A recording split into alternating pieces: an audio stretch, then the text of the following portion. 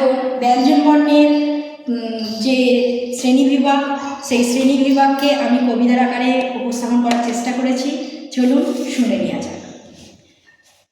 ব্যঞ্জনবর্ণের দল দেখো মন দিয়ে, ব্যঞ্জনবর্ণের দল দেখো মন দিয়ে, 4 ভাগে বিভক্ত তারা নিয়ম মেনে। প্রথমেই আছে সেই স্পর্শ বর্ণমালা, জিহ্বার সঙ্গী মুখে ভরে জানা।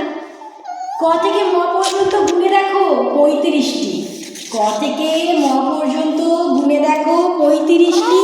মুখের বিভিন্ন স্থানে তাদের ছোঁয়া, তাদেরই জুটি। উচ্চারণের স্থান ধরে 5 ভাগে বিভাজন, উচ্চারণের স্থান ধরে 5 ভাগে বিভাজন। ক, চ, ট, ত, প নামে হলো বর্গ।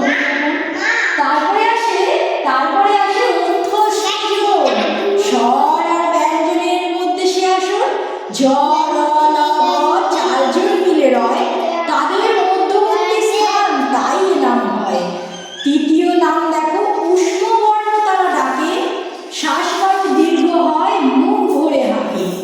স, স, দন্ত স, হ 4টি এ বর্ণ, পুষ্প নিঃশ্বাসে হয় এদের জন্ম। শেষে আছে অজবাহু 2 জন, অনুস্বার ও বিসর্গ করে সব পূরণ। স্বর ও ব্যঞ্জনের স্থান নাহি তবু তারা রয়, প্রয়োগে চলে তারা, তাই তাদের বাহু উপাধি হয়।